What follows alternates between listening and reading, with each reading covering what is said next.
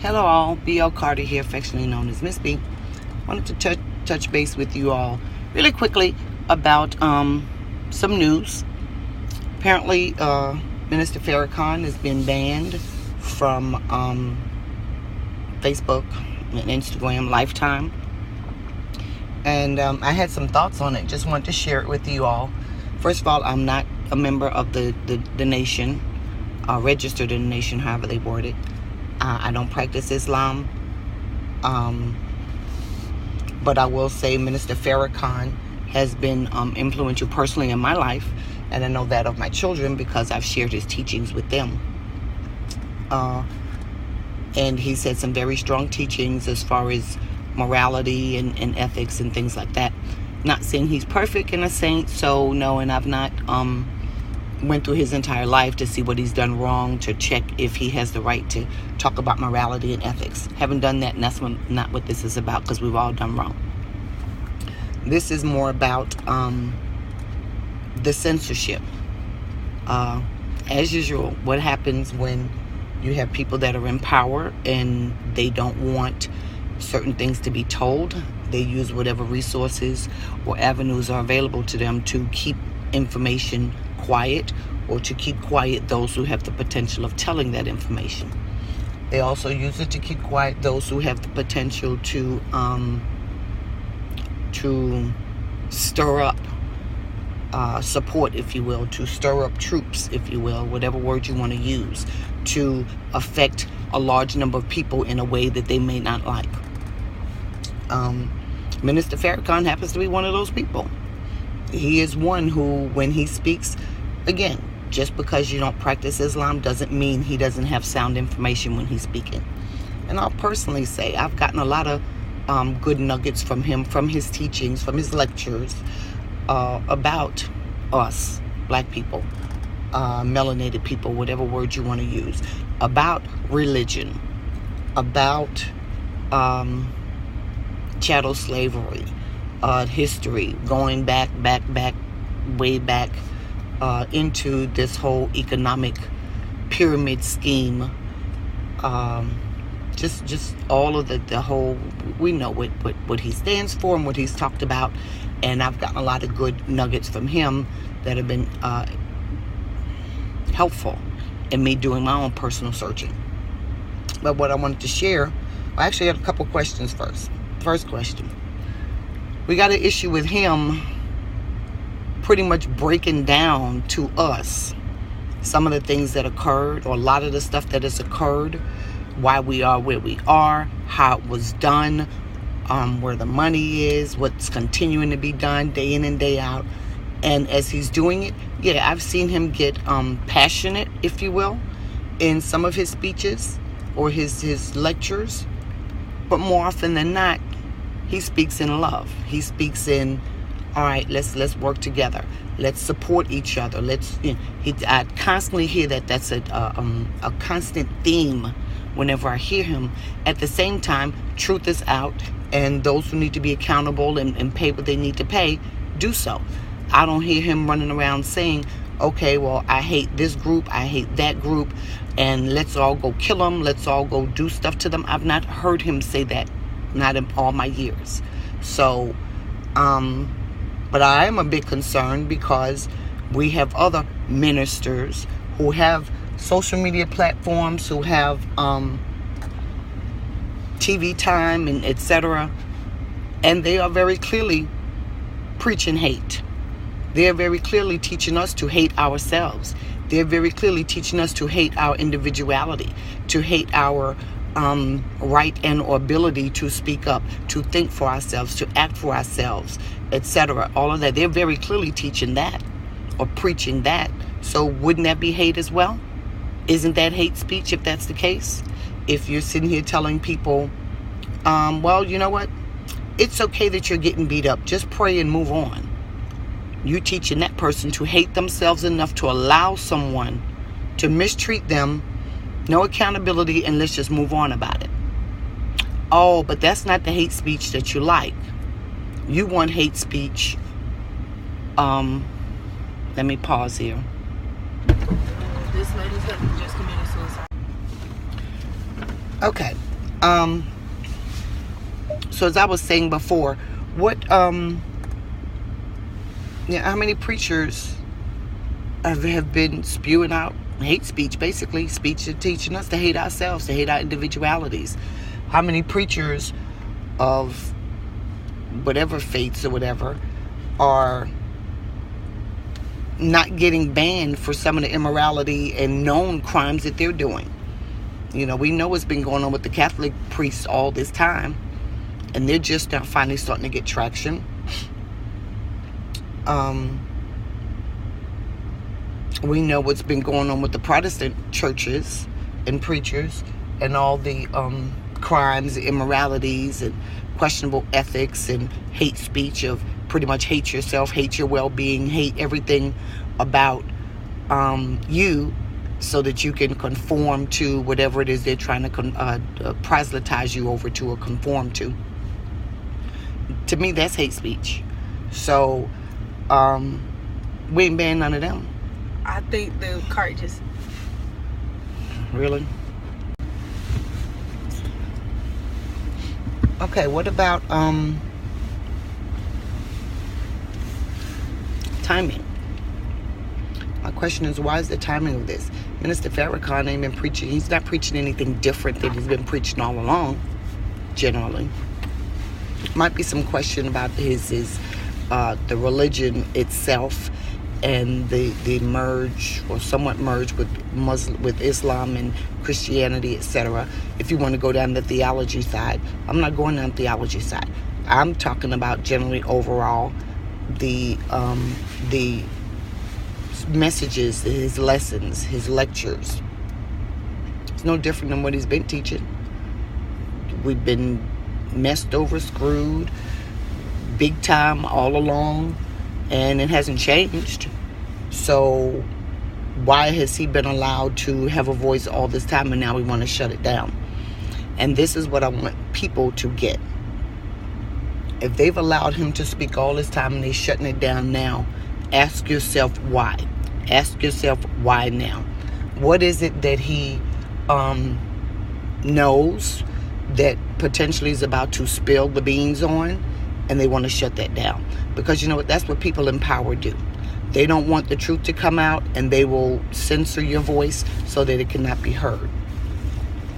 I mean, he's got the connections. He's got people who can get him information, etc. He can pick up phones and get directly to people that most of us can't get to. So the question is, how much more does he know that he could possibly share and could be trying to share? We know they're watching him, but they probably got all his phones tapped and all that other kind of stuff anyway. So maybe he's in position to, or he's ready to start telling some more stuff that they don't want to be heard. What about the fact that they're realizing that melanated people are beginning to wake up in masses, in large numbers, and he is an excellent source to go to for information, not just babble, not just what somebody thinks or whatever, but he's going to give you information, and he's going to give you sources where you can verify that information. And that's what I like about his teaching, because then I'm able to go back and verify the information that he's presented before I take it as truth and or reshare it with someone else. So how many people are awakening all over the place as far as us melanated people? So it makes sense that they would want to cut out the truth, or the people who have potential to put them on a path of learning the truth. It's another thought why they might do it now. What is it coming down the pipelines that he may be one of those first persons that have detailed knowledge of and would be able to share? Again, why now? Is this preemptive for something that's coming down, in a week or 2 or 3, a month, 6 months, a year from now, that we're getting ready for? So we're shutting down all of the voices, and he would be one of them, the voices that would be able to tell a different story, or to help people think through whatever's going to get thrown at them, so that they don't act irrationally, but that they can strategically, make their moves. Just a thought. And I say this, remember Dr. King.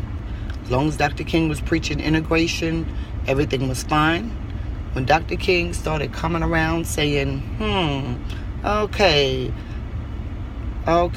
Turtle Island, some of us was already here. This whole chattel slavery story is not quite sounding right. Land grants. All these folk were brought over here or allowed to come over here and were just given land, just handed out to them. Wait a minute. Somebody owe us some money. And then he said, okay, Washington, we doing a Poor People's March. We coming to Washington. We coming for our check. And they took him out. So I say that to say, is Minister Farrakhan getting to a point where he's about ready to call into action, if you will, some strategic measure that Washington is not prepared to handle, or they don't want any more information about it to come out, so they want to go ahead and shut it down? And you know what? I'm not sure if they can get to him or not. I believe if they wanted to get to him, they would. But I think they realize that would be, well, let me not say that, because I believe they want to get to him, but I think they're not necessarily ready for the backlash. They're not ready for the clash that's going to come. And I know those brothers are standing with him hard, so I know they're going to fight hard before they let them get to the minister. And I don't know that they're ready for that. So they allow him to be, and then just try to censor him. So I go back to the Dr. King situation. Is the minister in position now to begin to call for some things? Or, call for some things that they're not ready to deal with? And in the process of him calling it forth, is he about to start sharing other information that they don't want to come out? Especially now that they realize how many people are awakening. Guys, this is what control is. This is control. This is abuse of power, abuse of government power, government authority. And I shouldn't say government, let me stand corrected, because Facebook and Instagram are private entities, although we know very well that they're very connected, interconnected, and interwoven with governmental bodies and agencies. They share information. Just what recently Facebook had the another breach of security, etc., etc. Zuckerberg's up there and he's answering questions, whatever. Well, I don't know. I'm not sure how that sort of thing. Well, then that makes me ask myself something else. He was coming under fire for the security breaches and the information being basically breach of privacies and things like that. Not necessarily because it breached the privacy of a lot of us melanated people, but probably more so because it breached privacy of a whole lot of other people that they didn't want out. So those folk are mad because they don't give a darn about us. And what happens? They call him on the red carpet, and now all of a sudden he authorizes for his private company now, for his company, it's not government company, it's his company, to censor, to ban for life the one voice that we know DC wants to shut up. I don't know that there's a link there necessarily. I just, I like to think about different things here and there, make you wonder.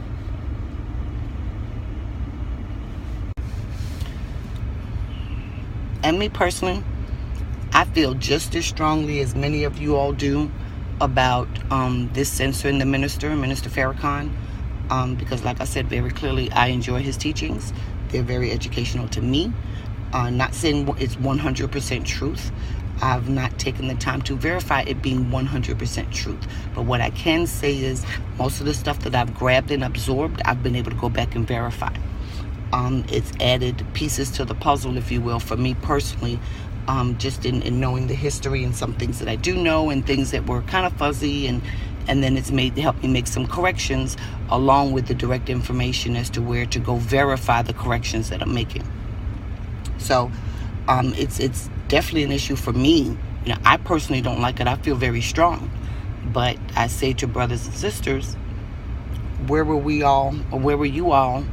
Where was the outcry when, some unknown Suzette was raped by her minister, And she screamed out for help and nobody stood with her. And actually, some of you probably belittled her, ostracized her, talked about her, whatever the case may be. Or for those of you who didn't, those of you who believed her, and you went with, you had some words about the pastor and that was it, and you kept it moving. Or where were some of y'all when they've tried to silence? And when I say they, I mean all these agencies who kind of work together to try to control the narrative of what's going on around here. Where were you all when they were trying to silence others who were trying to speak up about different things, different atrocities here and there? Not just to the point of the various persons that have been gunned down in the street, but before it gets to the point of someone's life being taken. People speaking out about various atrocities, various inconsistencies, various wrongs, various thefts of services, of resources, etc., at a regular everyday level, if you will, by agencies, organized agencies, organized entities, if you will. And we don't support them. We don't get behind them. We don't rally behind them. We've not gotten on the internet and email and text and whatever other communication devices we have and created an uproar about that. We were ignoring it. Now, I won't say we. Y'all were ignoring it. You didn't stand with them. And so many opportunities have been presented to us before it gets to a point of someone dying for us to take stand with someone who is being done wrong, and we've chosen not to. And I just wonder, if we had band together then, would we be more organized now to take action in a more meaningful and effective way now? Because those would have been, if you will, the tests, or not the tests, but those would have been the practice exercises for a major atrocity like this. It's just a thought that came to my mind. But I say again, I've said it before and I'll continue to say it. I'll probably say this until I close my eyes.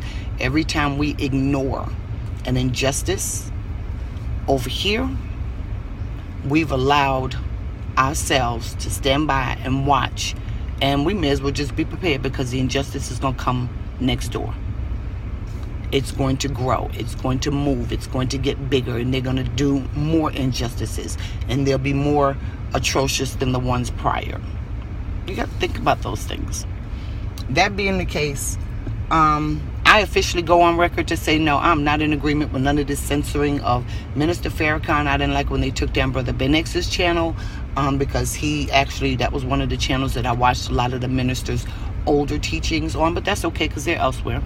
And hopefully you guys have downloaded some of the stuff. If you haven't downloaded it, just ask around, because I'm pretty sure many people have downloaded their own personal copies of some of the lessons. And if they haven't, it's documented out there somewhere.